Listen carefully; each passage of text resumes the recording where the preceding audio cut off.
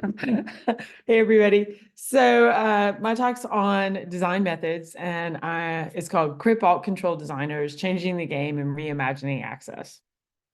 This is my email. You can find me here. I'm also Phoenix Ferry all over the entire internet. I am way too easy to find. So I'd like to start with a statement of positionality. So I live with EDS, which, if some of you don't know, is a variable disability. It's triggered by like sedentary lifestyle stuff for me really badly if I sit for long periods of time. And basically holding a game controller seated for hours on end has always been for me strictly out of the question. I have never really been able to play console games. I watch people play them sometimes, but I really can't play them.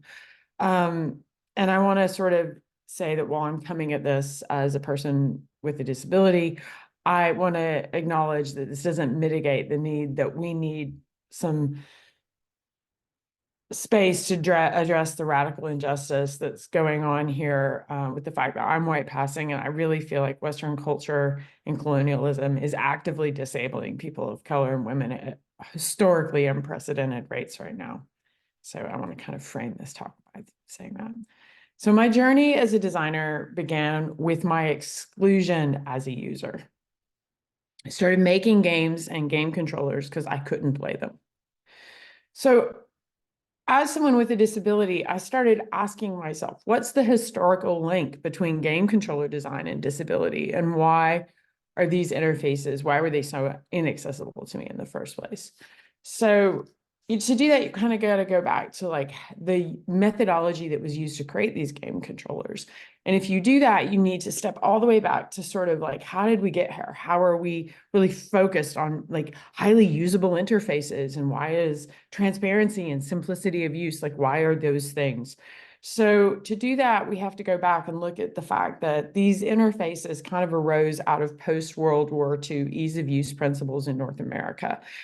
We really wanted in the United States, and particularly with the military, and not necessarily me, I wasn't born yet, but they were looking at improving targeting systems. And I think that's really important to kind of keep in our heads that usability arose out of improving targeting systems, which have a lethal and disabling impact from the beginning. So post-war usability became a universal marketing strategy to sell technology to consumers. And it is a core tenet for user-centered design, or UCD. So I like this quote by Stephen Kurzman. He's a vet, and it encapsulates this entanglement really nicely. I stand and walk with the irony that the materials and design of my leg are based on the same military technology, which has blown the limbs off so many other young men. Game controllers evolved out of this lineage. The Xbox white paper, User-Centered Design in Games in 2003, documents how UCD, created by Don Norman, informed the design of the Xbox controller. Norman refers to people with disabilities or disabled people as special people. I find this so insulting that I almost threw the book across the room in 2010 when I read it in Design of Everyday Things. So given that game controllers arose from this lineage of weapon targeting systems, is it any surprise that the largest commercial game genres involve targeting of some sort? It feels to me like A and B here can't be disentangled. Game controllers now are being co-opted back into the military targeting systems from which they arose. Here's a really chilling example, given the current state of the world. Here's an Israeli tank that's featuring an Xbox controller and AI honed by StarCraft 2 and Doom. This is a virtualized environment, and meanwhile, the tank is kind of autonomous, being driven remotely, essentially in this like 360 VR gaming environment.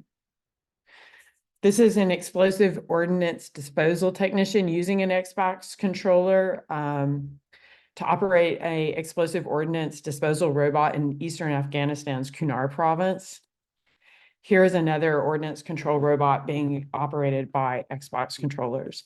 And the sort of thinking amongst military design for usability is that game controllers are an optimal solution. You see this with drones as well, and there's many, many examples I've included in the footnotes, and I'm going to put the slides up here after. So UCD, or user-centered design, and design thinking, which kind of arose a long time, and there's a long history here. If you're interested, I would really recommend looking it up. They both kind of position designers as problem solvers. And if disability is a problem to solve, you need to invent technology. And often this invention process happens without disabled people anywhere in the room, and they're not tested, and worse, over their vaporware. So there are things that companies put forward as these kind of, I have made something for disabled people, we are so important, but they don't actually mean to ever bring it to market or really actually sustain or maintain it. Liz Jackson coined this term disability dongle, a well-intentioned, elegant, yet useless solution to a problem we never knew we had. Disability dongles are most often conceived of and created in design schools and at IDEO. And you see these, like, there was one that was Liz particularly pointed out, which is a wheelchair that went upstairs backwards, which means if you're a disabled person, you're pitched downwards towards the stairs as they are, ascending. It's terrifying, right? And you see a lot of this. So disability is not a problem to solve, right? It's not a problem we need to solve with technology. So there's a long history of how to position design within, the context of working with, disabled populations. And the bigger advocate in this space is Ronald Mace. And he came up with this idea of universal design. And if you look at Mace's original tenets, he was an architect, and he kind of arose out of really hacking and building the built environment, not digital content experiences, not controllers, but literal city design. And I think that universal design has become a tick box exercise for a lot of game studios, and they've never really fully embraced some of the radical thinking in Mace's original principles. And I think particularly here, flexibility in use is one that we could see a lot more of. So this is the history of universal design. Note that people with disabilities or disabled folks, we're spending I prefer disabled folks, but some people prefer it the other way, so I'm being flexible here.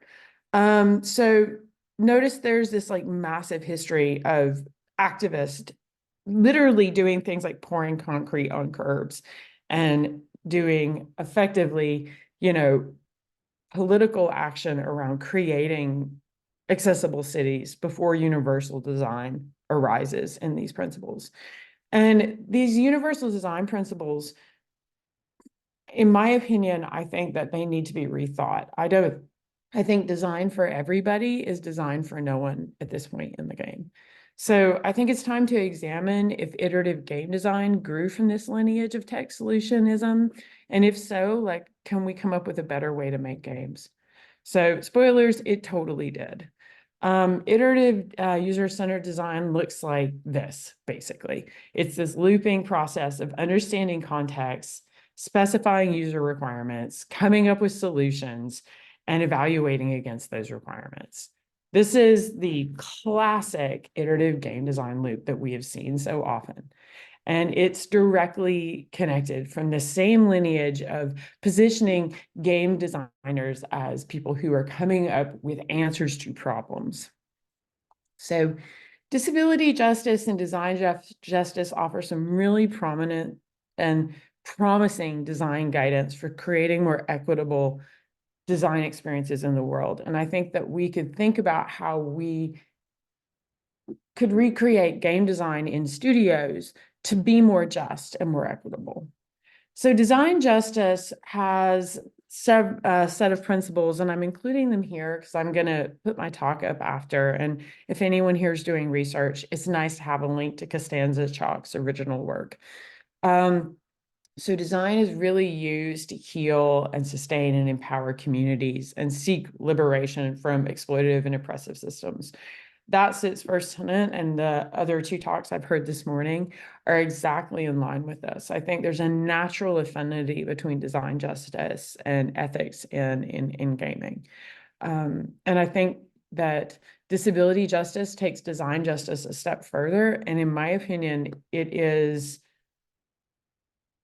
I think it could be the future of design. I think this is offering something far more valuable to design than iterative design has ever offered. And it really looks at this interdependence and collective action, collective liberation, and leadership from the most impacted. And we could do better in games with this. So the Crip Technoscience Manifesto gives me a whole bunch of joy. And if you guys want to check it out, you should. But I'm going to read this quote from Amy Hammery here to summarize, I think, the most salient point of this manifesto.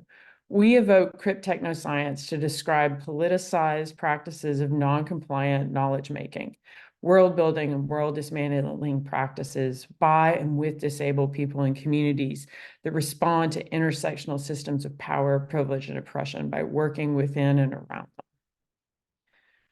What designers in games are hacking and remaking what controllers and playful experiences could look like? So where are designers in games that might be a natural fit for rethinking what controllers could look like? It's obviously Alt Ctrl. So for those of you here who don't know, I'm going to offer a little summary of Alt Ctrl games. So originally, as I mentioned in my positionality, I have a disability.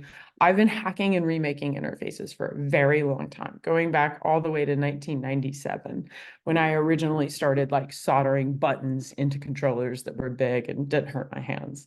In 2012, I was at Catherine Isbester's lab in NYU, and I asked Catherine if she wouldn't mind if I held a game jam with my friend Chris. And we couldn't come up with a name for it. And we had a lot of brainstorming, but I'm an old 90s nerd. And from Usenet, it's like alt dot something. And for me, I decided to kind of reference Usenet and alternative culture and I came up with this idea with Chris of calling this game and jam the Alt Ctrl Jam. This led to a massive movement in games, which was kind of fun. I didn't create the genre. I just came up with a spiffy name. Thanks, advertising background. And from 2012 to eventually it being in the GDC in 2014, we had a massive explosion. We got reached out to by some folks in Russia. They asked if they could take the name and run with it over there. We were like, yes, please do it. Popped up in Scandinavia right after that. And then it just kind of exploded. And then 2 years later, it was at the GDC, which was really wild for me. So alt control games, I've kind of come up with the definition with a bunch of other alt control designers that we're still probably ironing out, but this is where we're at today.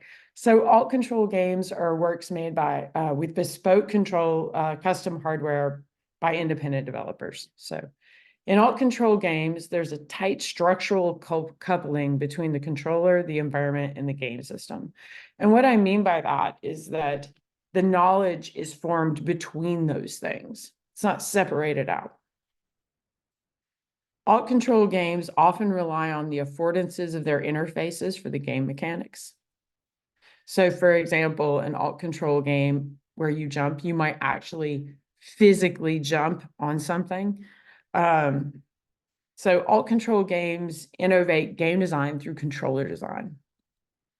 Alt control interfaces can be complete systems at once, both controller and output systems. So what I really like about alt control games is often there's no screen. The game interface is the design system. Here's some fun examples, one from GDC last year. I really like this pulley game. It looked really interesting. And then Shredward down here is, I don't know if Shredward is, if his name is known outside Alistair's little group, but this is Alistair Aitchison's game with Shredward here. So what happens when you bring Crip designers and alt control designers together to reimagine and design playful experiences? What do they make? What does it look like when you tell folks who are interested in games, who have disabilities, hey, make something for yourself? What would it look like if you had a game or a game system that was specific to your ability and how you wanted to play? What are the commonalities and approaches and methods here, and what can we learn from it? So this was my Crip game design study. I ran it last year. The research questions that I went into this study with are: how can Crip creators with lived experience of disability create game controllers to broaden the current understanding of video game interfaces by introducing alternative control systems known as alt control games, right? So what are the key design themes and methods that Crip designers consider when creating alt control hardware games and playful experiences? And how can the values and methods of designers with lived experiences of disability inform a future framework which might have relevance to game designers? And in terms of the research I'm about to present, it's the first time I've done this, I think, to get even a deeper set of understanding here. I'd like to run it at a studio in situ. So if anyone here has a studio, they'd be interested in integrating this into their design process, I'm really open to doing that with you. I'd love to see what this looks like in practice. So cool. So the methods that I used here were participatory action design. So every designer that I'm going to mention today owns this research as well as I do. I consider them all co-authors here on the official paper. Some of them are all listed. Almost all of them are listed as co-authors. The ones from industry were like, what? The ones from academia were like, yeah. So, as always. I then did thematic analysis on the data, and I had dialogue back and forth with the participants to be like, is this the theme that you think you're working with here? And we came to a kind of arrival. So like I said, I'm going to put the slides up. This is a link to the Indiecade video. We streamed this on Indiecade's Twitch channel and Alistair Aitchison's Beyond Screens. Twitch stream, sorry, took a minute. The time codes down the left are the moments where you can see the interfaces for each project. So feel free to jump around in the video on your own if you're interested in my research. Okay, so let me go back here. This is Cynthia. This is by Jade Hall-Smith and Julia Makovic. Cynthia was an interface that Jade came up with to help them bond with their baby during pregnancy. So normally it's really rare to have a pregnant person in a study. Jade got pregnant during the study and didn't want to quit. They were like, no, I want to make something for my pregnancy. And I was like, okay, I'm going to, I checked and everyone was okay with it. And it was very low risk. Jade was working entirely remotely at home. So and then Julia made everything and sent it to Jade. So it's absolutely adorable. They came up with this idea for this lovely synthesizer kitty cat that let Jade make music for their unborn child in their stomach. And Teddy loved it. There was a lot of back and forth between Jade and Julia. But what I loved about this most was that Jade has two disabilities, which are comorbid, which means they sort of trigger each other. And from the beginning, Jade wanted to make an interface that was adaptable for which one of those disabilities they were experiencing most on any given day. So this cat has like multiple different input systems. It's got I think it has a pressure sensor. They ended up with a pressure sensor in the ear. It's got a light sensor on the nose. It's got buttons and LEDs, and then the speaker is actually wrapped up in this really soft plushy tail. This is an example of what it can look like when pregnant people design for their own lived experiences.